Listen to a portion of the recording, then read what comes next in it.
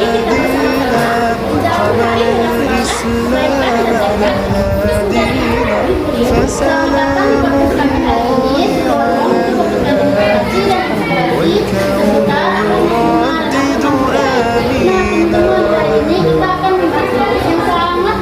Dalam menjalani hidup kita yang paling nyaman dan manfaat, yaitu menghindari akhlak menolak atau akhlak tercela dan membiasakan akhlak menghindari siapa tersebut dengan menghindari sifat iri, dengki, sombong dan membiasakan sifat mulia seperti jujur, amanah, bersabar, mengetahui hadis serta mendapatkan keberkahan dan Allah Subhanahu wa Ta'ala berfirman, Bismillahirrahmanirrahim, pada aflaha tazakka, yang artinya sesungguhnya beruntunglah orang yang membersihkan diri. Quran surat Al-A'la ayat yang 14. Nah, mari kita jelaskan bersama bagaimana cara membersihkan, cara menghindari perilaku buruk dan mengembangkan akhlak yang baik. Dengan memahami akhlak yang mudah, kita dapat keseimbangan antara dunia dan akhirat dan mempererat hubungan dengan orang lain. Mari kita mulai saja perjalanan ini bersama. Nah, Pak Suci, katanya kedatangan yang spesial nih yang akan membagi kisahnya dari pengalaman seseorang. Oh iya, siapa tuh ya? Nah, kita sambut aja lah ya. Yang pertama bintang tamu kita adalah Kak Putri dari Bandung. Salam kenal semuanya. Nama saya adalah Daud. Saya berasal dari Bandung. Saya menjadi bintang tamu dari acara podcast MIM, menjadi insan mulia. Nah, kemudian ada juga nih Kak Naila dari Solo. Halo semuanya, perkenalkan nama saya Naila Nusra Sabila, saya berasal dari Solo. Nah, pada kesempatan kali ini saya akan menjadi bintang tamu yang kedua pada acara MIM, menjadi insan yang mulia. Kemudian bintang tamu kita yang terakhir yang paling ditunggu nih, ada Kak Rio dari Ambon. Perkenalkan, nama saya Ridho Ardiansyah. Saya merupakan bintang tamu ketiga di acara podcast kita kali ini. Saya berasal dari Ambon, tapi sebenarnya kampus saya di Bandung, bagian Dumai Udan.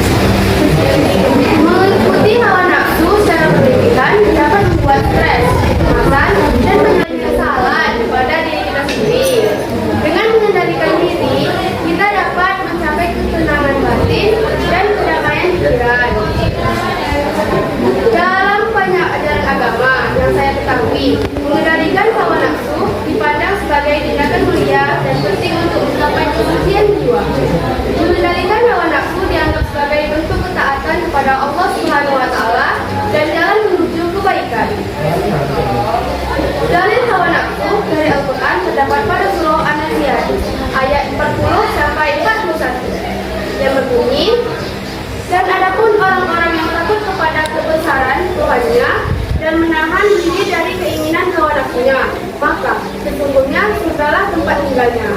Ayat ini dengan jelas menyatakan bahwa orang-orang yang mampu menahan diri dari hawa nafsunya akan mendapatkan surga sebagai balasannya. Ini menunjukkan betapa pentingnya pengendalian diri dalam Islam. Jadi kita harus mengontrol diri kita sendiri ya, Kak? Iya, agar kita sendiri. Nah, kenapa diri sendiri maupun orang lain. Kemudian saya ada pertanyaan untuk Mbak Ibu.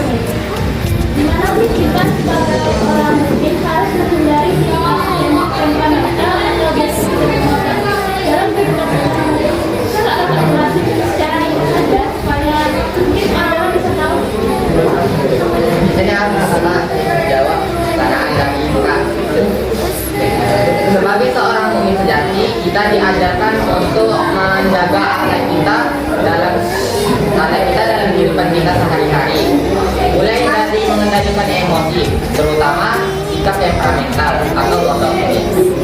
Dalam Islam, ghadab atau kemarahan meskipun berasal dari fitrahnya manusia, tapi kita harus mengelola emosi ini dengan baik. Ada beberapa alasan mengapa kita harus mengontrol emosi kita ini. 1. Mencegah kerusakan dalam hubungan sosial. Seringkali terjadi konflik antara individu dengan individu akibat tidak bisa menahan emosi. Sama sudah dijelaskan tadi juga oleh Kak Naila. Marah yang tidak terkendali dapat membuat orang berkata-kata kotor, melakukan tindakan yang bisa menyakiti hati seseorang, baik keluarga maupun teman kerja. Dalam Quran surah Al-Hujurat ayat 11 juga dijelaskan bahwa dan janganlah kamu mencela satu sama lain, dan janganlah kamu saling membenci, dan janganlah kamu saling membela kami. Yang kedua, mencegah perbuatan dosa. Ghadab atau kemarahan yang tidak terkendali dapat mendorong seseorang untuk melakukan tindakan yang tidak sesuai dengan ajaran agama Islam, menghina, memaki, bahkan memukul orang lain. Rasulullah SAW juga pernah bersabda dalam hadisnya, yaitu bukanlah orang yang kuat itu adalah orang yang suka berbulan, tetapi orang yang kuat adalah orang yang menahan dirinya dari amarah. Hadis riwayat Bukhari dan Muslim. Tindakan marah ini seringkali tidak rasional dan bisa merusak hubungan atau bahkan peluang yang ada. Kuatan untuk mengontrol diri adalah tanda kedewasaan dan pengendalian emosi yang baik. Sifat temperamental merupakan sifat yang dapat membuat kita orang sama lain. Memutus tali silaturahmi. Juga ini pertanyaan untuk apa yang menyebabkan seorang menjadi terlibat dalam yang baik ya. Nah, jadi selain dari penafsiran setan yang ingin mengajak kita sebagai manusia ini menuju manusia yang di akhirat nanti, ada beberapa faktor lainnya kenapa seseorang bisa terjerumus dalam akhlak maksimal. Seperti yang sudah dijelaskan oleh Kak Naila dan Kak Ido, bahwa kita harus mengelola hawa nafsu dan amarah kita. Jangan sampai amarah dan hawa nafsu itu lebih kuat suasana itu daripada rasa iman kita kepada Allah SWT. Kalau kita sering berkumpul dengan orang yang suka berkata kasar, berkata kotor, ataupun menggibah, itu sebenarnya mencerminkan kondisi hati orang tersebut. Karena hati orang tersebut itu lebih suka mencari kesalahan orang lain daripada memperbaiki dirinya sendiri. Orang yang suka menggibah itu akan menciptakan kesalahan orang lain, jadi yang memikirkan kebaikan orang yang jadi gibah tersebut. Anak fokus pada kesalahannya dia. Padahal setiap manusia wajar dong dengan kesalahan masing-masing. Jadi kita memperbaiki diri kita terlebih dahulu. Kalau kita terus membiasakan kebiasaan kita agak berbeda ini, maka kita pun menjerumus dalam akhlak kemuman seperti hawa nafsu dan amarah yang tidak terkendali.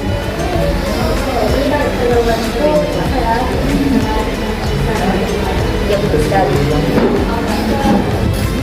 Saya ada pertanyaan untuk Kak Ido. Kenapa orang yang berbadan muka dan berkata belum tentu bisa disebut sebagai orang yang kuat? Lalu gimana sih orang yang kuat sesuai sabda Rasulullah? Nah, soalnya ya agak melenceng dari judul tapi tak apa. fisik atau badan tegak memang sering dikaitkan oleh kemampuan seseorang dalam beraktivitas fisik yang berat, seperti mengangkat beban dan bertarung. Namun dalam Islam, kekuatan sejati tidak hanya diukur oleh fisik semata. Orang yang berbadan tegak dan besar mungkin terlihat kuat secara fisik, namun jika ia tidak mampu mengendalikan emosi atau amarahnya, maka ia belum bisa disebut orang yang kuat dalam pengertian yang sesungguhnya menurut ajaran Islam. Kekuatan sejati dalam Islam jadi mengarah pada kemampuan untuk mengendalikan diri dalam situasi yang penuh tekanan atau amarah, dan kemampuan untuk bersabar, mengendalikan amarah, serta berbuat baik meskipun dalam situasi yang sulit. Bukanlah orang yang kuat itu orang yang suka bergulat, tetapi orang yang kuat adalah orang yang dapat menahan dirinya dari amarah. Hadis riwayat Bukhari dan Muslim. Dan hadis ini dapat kita pahami dan juga dapat kita simpulkan kekuatan sejati ialah orang yang bisa menahan emosinya dalam keadaan apapun. Kekuatan mental dan spiritual jauh lebih penting daripada kekuatan fisik semata. Ini menunjukkan bahwa kekuatan yang sebenarnya adalah kemampuan untuk menahan hawa nafsu, bersabar dan berbuat baik meskipun dalam situasi yang buruk. Berarti orang yang tidak baik atau bisa menahan diri itu lebih baik ya daripada orang yang berbadan besar itu? Ya, kalau dilihat dari visi rohani. Pertanyaan selanjutnya, pertanyaan di sini. Terkadang manusia ini sering sekali salah bekerja, tapi tidak bisa menjalankannya. Nah, bagaimana cara kakak Naila untuk menyampaikan kebenaran atau fakta tentang dia tanpa menyinggung perasaan dia? Kita pasti sering merasa bingung dalam menyampaikan kebenaran, yang bahkan kita sendiri bingung cara menyampaikannya bagaimana. Sekarang ini kan banyak nih, sering kali kita temui orang-orang yang memendam kebenaran, padahal itu juga dapat menambah beban pikiran kita sendiri. Nah, menyampaikan kebenaran dapat kita sampaikan dengan beberapa cara. Pilih waktu yang tepat dari menyampaikan kebenaran di depan umum atau saat orang tersebut sedang stres. Kita bisa memilih waktu dan tempat yang tenang dan pribadi, di mana hanya ada kita dan orang tersebut berbicara dengan nyaman. Yang kedua, gunakan bahasa yang lembut dan penuh hormat. Hindari berkata kasar, menyalahkan atau merendahkan. Setelah menyampaikan kebenaran, tawarkan solusi atau saran yang konstruktif. Ini akan menunjuk pada Anda peduli dan ingin membantu orang tersebut untuk memperbaiki diri. Mungkin kita bisa memberi kesempatan orang tersebut untuk berbicara dan menyampaikan pendapatnya. Dengarkan dengan penuh perhatian dan tunjukkan bahwa Anda menghargai perasaannya tersebut. Berarti banyak berbagai cara untuk menyampaikannya. Seperti itu ada yang kita harus menyampaikan kebenaran. Betul. Kalau nggak kita sampaikan nanti bisa terus membuat-buat. Saya ada pertanyaan selanjutnya. Apa saja jelaskan manfaat membiasakan akhlak mahmudah dan menghindari akhlak menyimpang dalam kehidupan sehari-hari. Sama kayak judul tema kita hari ini, yaitu akhlak mahmudah adalah akhlak yang baik yang harus kita anjurkan dalam kehidupan kita sehari-hari, seperti sabar, tawadhu, jujur, dermawan, pemaaf. Sedangkan akhlak mazmumah, akhlak yang buruk ini adalah akhlak yang bercerah, contohnya seperti amarah, dengki, sombong, rakus, dan lain-lainnya. Nah, ada beberapa manfaat dari kita membiasakan akhlak mahmudah ini. Akhlak tersebut ya, akhlak mahmudah. Satu, mendapatkan pahala dari Allah Subhanahu wa Ta'ala. Orang yang membiasakan diri dengan akhlak mahmudah ini akan mendapatkan pahala dan ridho dari Allah Subhanahu wa Ta'ala. Karena akhlak yang baik adalah bagian dari takwa. Berarti manfaat akhlak mahmudah itu memang bisa menunjukkan kita ya? Sangat menunjukkan, apalagi orang yang menerapkan dalam kehidupan sehari-hari. Yang kedua, pertanyaan selanjutnya untuk Kak Putri. Jika banyak hambatan dampak yang timbul dari perilaku akhlak mazmumah, yaitu akhlak kedua.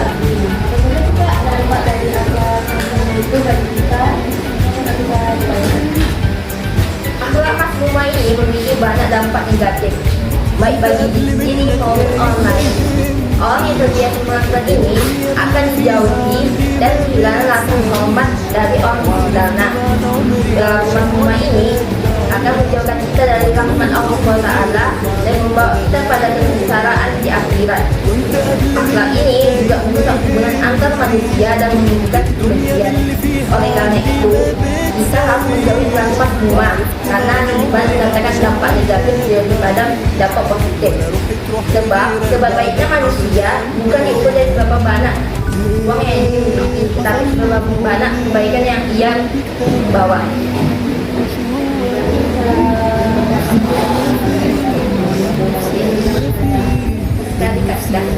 Saya ada sedikit pertanyaan untuk kalian lagi. Kenapa sih kita sering saat tersulut emosi nih? Orang-orang biasa mengambil kita untuk mengucapkan cinta Allah. Apa sih makna yang sedang menjalankan kalimat tersebut?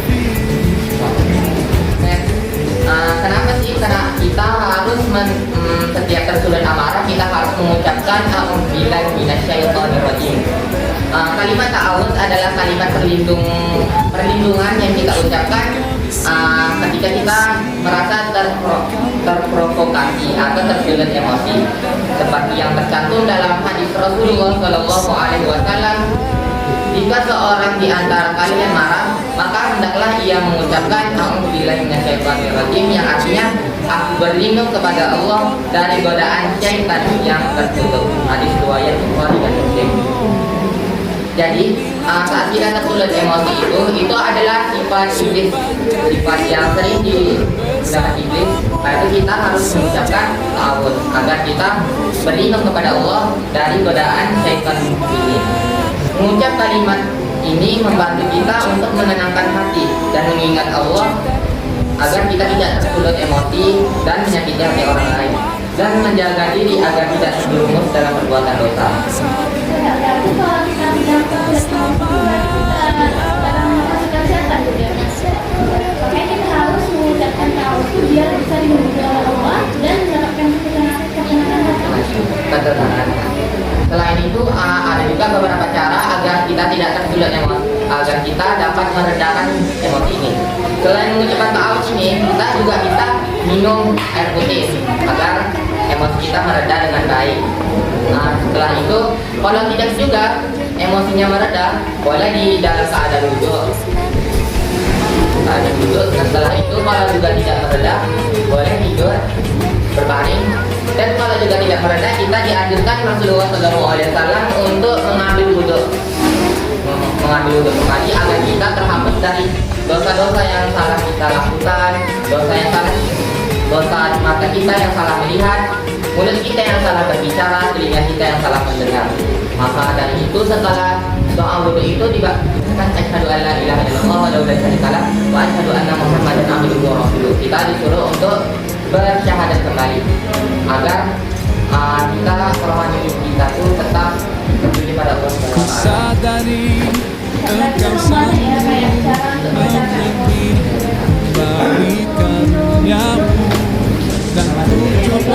selalu mengingat, takkan sia-siakan segalanya, karena suatu hari semua akan tiada lagi.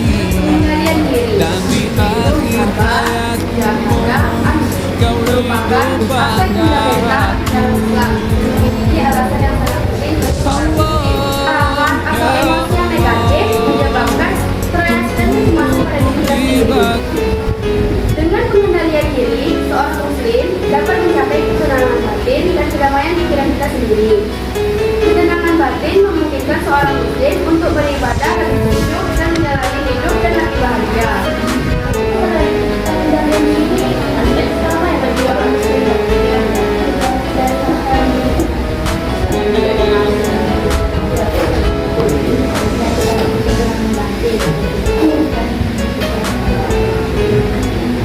Alhamdulillah, terakhir sudah pertanyaan yang kami berikan kepada bintang tamu kita pada siang hari ini. Mari kita renungkan kembali hal-hal yang sudah kita